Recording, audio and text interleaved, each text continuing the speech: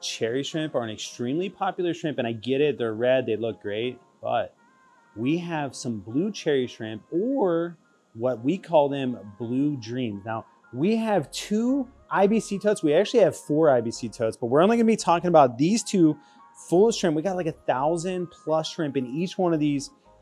These guys are amazing, and today I'm gonna teach you how to care for these, how to keep them at home, how to breed them, and everything you need to know to be a successful shrimp keeper.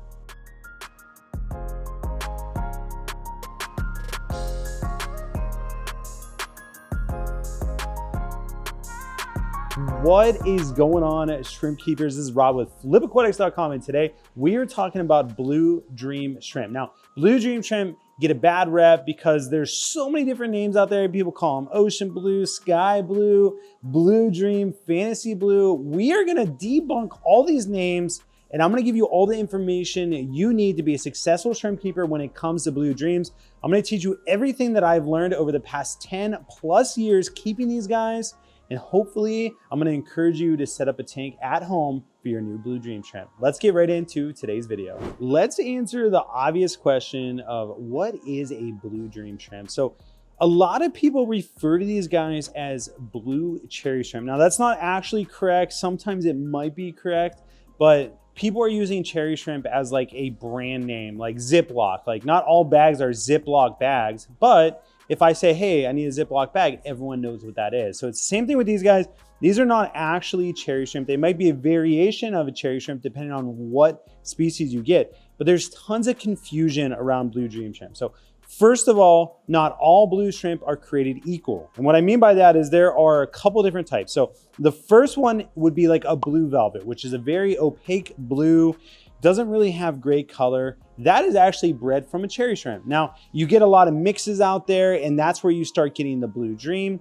There's also a fantasy blue, which is bred from chocolate shrimp. And then there's all these made up names. They're like ocean blue, sky blue, oceanic blue, I don't know. Like there are all these different names for Neocaridina shrimp that are blue. So we are just gonna refer to them as blue dream shrimp. Now, this is gonna be very important for you because one thing that you do not wanna do, and we're gonna talk about breeding, is you don't wanna buy blue dream shrimp from person A, buy blue dream shrimp from person B, and then mix those together to get genetic diversity. What's gonna happen is there's a good chance that the genetics that you're mixing together are 2 different lines, which could result in a brown shrimp. And you don't want that. I mean, if you're not going for breeding for color, then it doesn't matter. But if you're trying to breed these for reselling or anything like that, you don't want to do it. So I'm actually going to net some of these out, and I want to show you the different color variations that they come in, kind of what I look for in blue dream shrimp, what I like, and hopefully you guys are inspired to keep some of these at home, because these are my favorite in Neocaridina shrimp. I just am a sucker for blue. It's my favorite color. So let's actually check some of these out, and you guys are gonna hopefully be really impressed. I got my catch cup right here. I'm just gonna take a random scoop. I want you guys to see actually what our stock looks like, because we have not called this pond yet. This is a newer pond, which means that there's gonna be some clear ones in there. And again, I just want you guys to see exactly what you can expect when you're breeding these. So we got that. Now check these guys out. So you can see there's obviously some clearer ones in there that need called out. There's some that look like what I would consider a carbon really, and you're gonna get that with this line of shrimp.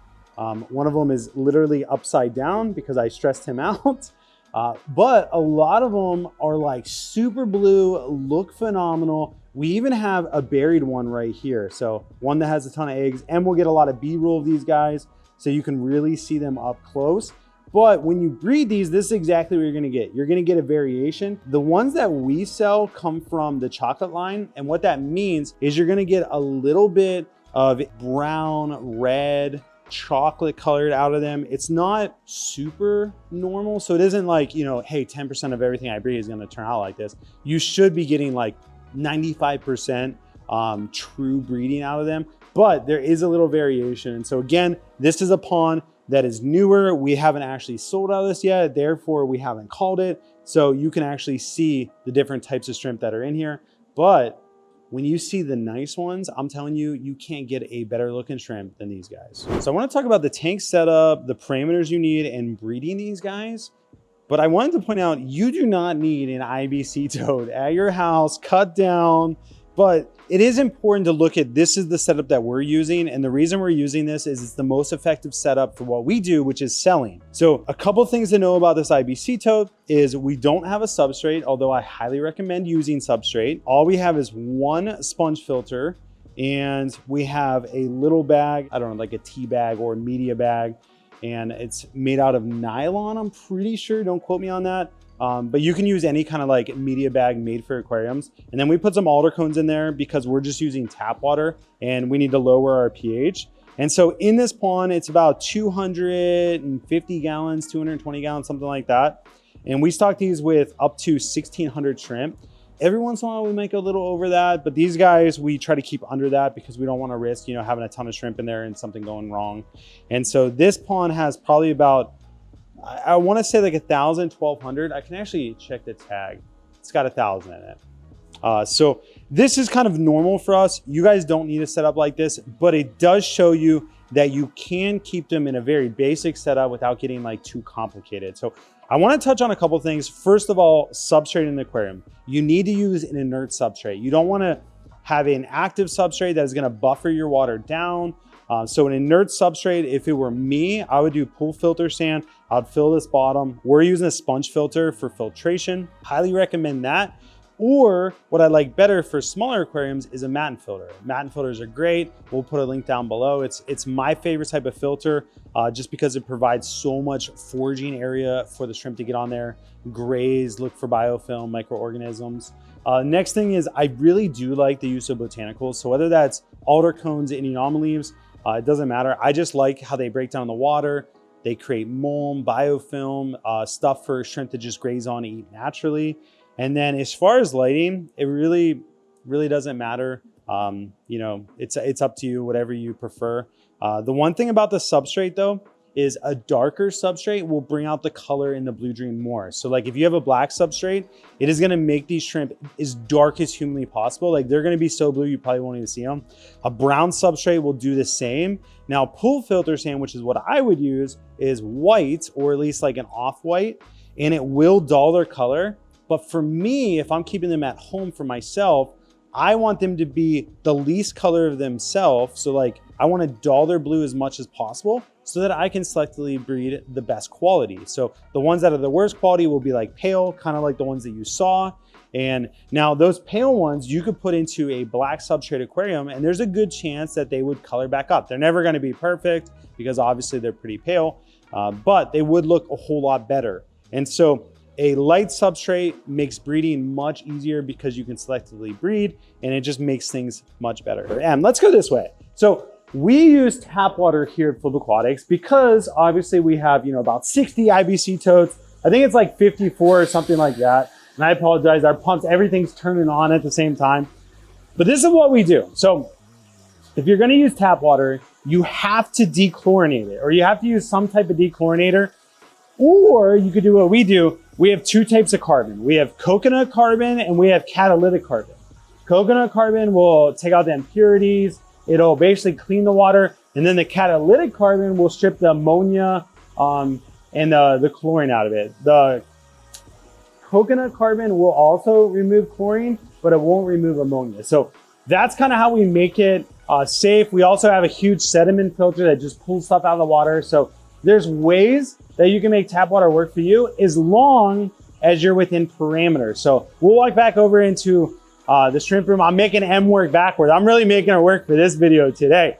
But what we aim for with Neocaridina shrimp is they prefer harder water. They want hard water. And what I mean by that is they like a pH above 7. They like a GH of, honestly, they prefer like 10 and a KH of 5. GH is general hardness. KH is carbonate hardness. KH is what determines the stability of your pH. And normally the higher your KH is, the higher your pH will be. And so we like having a 2-to-1 ratio. If you guys are actually gonna mess with the chemistry of your water, I highly recommend using a product that we came out with. It's called Shrimple GH and KH Plus. There's 2 different products. and it's super easy to use. You can kind of mess with your parameters. For Neocaridina, you normally don't need to do that unless your tap water is just like completely wrong. So 2-to-1 ratio, 2 GH for every 1 cage is gonna give you the best results. And so for us, our situation is a little bit different, but it works. So these guys are sitting at about 6 GH, probably 2 or 3 kH, a TDS, which is total dissolved solids, of about 120 to 150. And then our pH comes in at like 8.6. So we use the alder cones to bring that pH down and kind of stabilize at about 7.8. And that just gives you the exact parameters of what we're actually keeping these shrimp in. Now you could just go based on our guidelines, which would be 10 GH, 5 kH, and I would guarantee you success. And if you guys want to reach out to us and be like, hey, this is my tap water, this is what I want to do, will it work? Feel free to send us an email, store@flipaquatics.com or shipping@flipaquatics.com. We're always here to support you and answer your questions, even if you don't plan on buying from us. We're just here to help the hobby. So anyway, as far as parameters go, that gives you a rough overview. Now, next, we're gonna be talking about breeding. So stick around and we'll get right into it. Do you guys like shrimp or is it just me? I freaking love shrimp. I love them so much that every Saturday we do a Shrimp Saturday video just teaching people about freshwater shrimp. If you guys want to be a part of what we're doing here at Flip Aquatics, hit that subscribe button, join what we're doing, learn something, be a part of our hobby. We'd love to have you. It doesn't cost you a thing. It's literally free. So it will only notify you when we post a video and you could tune in and learn more about shrimp. A couple things to know about breeding. So first of all, like I said, we're not really set up for breeding. Although when you look in here, there's a buried female. So obviously they're breeding despite us even trying. So long story short, breeding is actually really easy for Neocaridina. If you provide them with the proper setup, they are gonna breed from you. There's a couple things that I would highly recommend for you to do to encourage them to breed, and here is what they are. So first of all, don't rush it. Shrimp naturally will breed about twice a year, usually in the spring and then again in the fall. So they're right like before winter, after winter type thing. And that's something with like the atmospheric pressure, at least that's what I believe. I don't have any science to back that up. That's just what I've experienced. And so that's what I say, just speaking from experience. So don't rush it. Now, when they're breeding, you want to feed a protein-rich food. So you could check the back label of whatever you're feeding. Make sure that it has a high content of protein. So like a good option would be Bug Pro from Northfin. That's what we feed. We pretty much stick to Northfin foods when it comes to Neocaridina shrimp. Now, if we were doing a specific breeding project, I'd probably upgrade my food, maybe get some more shrimp-specific food. But for the most part, we're just using Northfin food. So Northfin veggie, kelp wafers, community pellets, and then Bug Pro. So Bug Pro, you want to feed breeding females that, because what happens is they end up depleting their protein while they're in the breeding season. And that's not good. That's how you get dead females that still have eggs on them. And so making sure that they're getting enough protein is very important. Now, baby shrimp, a female or an adult shrimp will molt like once a month, every 30 days. Baby shrimp will molt daily. They'll molt every other day, depending on how quick they're growing. And so they're gonna need some extra protein, some extra minerals, some extra calcium. So what you're gonna wanna do as soon as they start breeding, make sure you have a nutrient-rich pellets, like a complete pellet, something like a community pellet from Northfin would work. And that's how you're gonna ensure the babies get enough nutrients. Now, in a pond like this, the babies are gonna be kind of scared of the adults. So they don't really have anywhere to hide. So our survival rate in here probably wouldn't be as high as like an aquarium at home. So having places where the babies can feel safe is very important. So moss is really good, leaf litter is really good, matin filters would be really good because they can kind of get into those pores and graze in there. So making them feel safe is step one. The second step is feeding them where they're at. You don't want to just feed shrimp, like throw one pellet in there and you're good to go. You want to make sure that every shrimp has the opportunity to eat. So baby shrimp are not going to get into the pile for food. They're going to kind of wait, clean up the remnants. And if you're not feeding enough, they're not going to eat. They're going to kind of scour around, try to find something, forage, might not get anything at all. And that's where you have them dying because they're not getting enough nutrients, because they're not getting enough food. So feeding powdered food when you have baby shrimp is something that I've always done. It's something I think is really important. A really great product would be like Bacter AE. That's something we use a lot with the Caridina shrimp. Beta glucan is another one. I think they call it Shrimp Fit now. That's another great product. You can even grind up Northfin foods into a powder and use that. It's something that we do here at Flipaquatics. We grind all 4 up, feed it as a powdered food, and that basically will set you up for success. Now, shrimp do not like sudden changes. So what you don't want to do is do a massive water change, shock everybody, force them to molt, and then you got dead shrimp. So keeping things as consistent as possible. Consistently bad is not an option, but if you are consistent in what you do and you have set up a tank correctly from the beginning, I promise you, you are gonna have success breeding and keeping Neocaridina shrimp. All right, so I wanted to give you guys some frequently asked questions. So first one is, what is a blue dream shrimp? We've already discussed that, you guys know it. It is a blue type of Neocaridina. It has a lot of different origins. I would never mix any one type with another type unless you did it in a completely different tank and were willing to take that risk of them producing brown shrimp. How big do blue dream shrimp get? Blue dreams are pretty much all Neocaridina. We'll get to about 1 inch to 2 inches. 2 inches is a massive shrimp. I wouldn't say you're gonna see that often, but I would say I've seen it a couple times, maybe like 1 3/4 inches, maybe not quite 2 inches, but that's about as big as they can get. What is the lifespan of a blue dream shrimp? So this goes for all Neocaridina. Everyone will say 1 to 2 years. I've had them live 3 to 4 years. It just depends on how you're keeping them.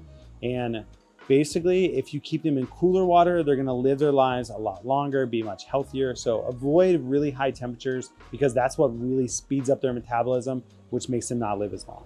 What are the best water parameters? We've already talked about that as well. For me, GH of 10, KH of 5, TDS of about 200, temperature of about 72, at the most 68. So like 68 to 72 would be my ideal. And then as far as pH, I personally like 7.2 to 7.6, but really anything in the 7 to 8 realm is gonna be just fine. What is the best substrate for blue dream shrimp? Again, I think a dark colored substrate is probably better as far as color goes. It makes them pop, but you need to make sure that you're getting an inert substrate and not a buffering substrate or an active substrate, because that could create some problems. So as long as it's an inert substrate, I think whatever your preference is what you should do. Do blue dream shrimp breed with other shrimp? Yes. All Neocaridina will breed together, produce wild types. Some you can breed together successfully and they'll produce true colors, but eventually it will all resort back to whatever their wild form is.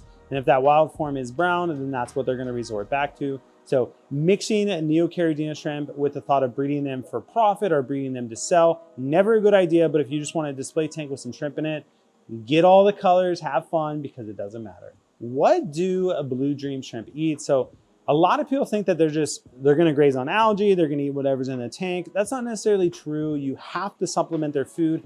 We feed them Northfin food. So we use, like I said earlier, we use the kelp wafer, Bug Pro, Community, and Veggie. Those are the 4 types of food that we use on the regular. Now, we will supplement like Bacter AE and other things if we need them. But for the most part, we feed Northfin foods. And for you guys, I would feed whatever you have access to. If you're feeding something already to your fish, you could probably use that and they're gonna do just fine. How long do blue dream shrimp have eggs for? And so usually everything goes in a molting cycle. A molting cycle is about 30 days. So shrimp eggs usually take about 30 days to hatch, maybe a little bit longer. Molting might be a little bit longer than that as well. So about 30 days from the time that you see eggs to the time that you actually have babies is what you can expect. And then you can even see like what's called a saddle, which is the little back of their shrimp, the little back of the shrimp that has the eggs coming down the tail. A saddle is the eggs moving from the top part of the body to the tail. And whenever you start seeing that, usually within the next 30 days, they're gonna get buried, as long as a male can catch them to actually breed with them when they molt. So if you don't have enough males in your tank, you might miss a breeding cycle, but that's just something to watch out for. And following up with that, what is a good male to female ratio? I prefer having like 3 males to 7 females. So like if you just say 1 for every 3 is probably a very good ratio. So 1 male, 3 females, which means if I had 3 males, I would have 9 females. You could do a little bit less than that, but that at least gives you a guideline to go off of. Why are my blue dreams dying? So we have a whole video, 10 reasons why shrimp die. I highly encourage you to go check that out. That's gonna give you all the information of why your shrimp could be dying, specifically Neocaridina. And there is so much information there that I could not cram it into a 30-second section. So go check that video out. If for some reason we didn't include it in the comments or in the section down below, comment on the video, we will respond, we'll get it to you. 10 reasons why shrimp die. It's gonna save you a lot of heartache. Can a blue dream shrimp live without a filter? I mean, technically, yes. Would I recommend it? Absolutely not. Now, you could set them up in like a biotope that has like plants, it's got this, it's got that, everything kind of coexists. I don't recommend that. I would say that is for professional aquarists or at least experienced aquarists. So I would highly recommend mat and filter, sponge filter. You could do a power filter, but you have to have an in-tank cover for it. And yeah, those are the frequently asked questions I have for you guys. Thank you guys so much for tuning into today's video. I hope you learned something. I hope that you got inspired to go get some blue dream shrimp, whether you get them from Flipaquatics or you get them from your local friend down the street. We just encourage you to try something new and jump into this hobby that we all love. You guys make it a great week. As always, God bless. We'll catch you on the flip side. Actually, Q-tip's a terrible example. What else did I want to talk about? I forget. So let me actually check. Delete that real quick. All right, let's restart. Did you just start recording?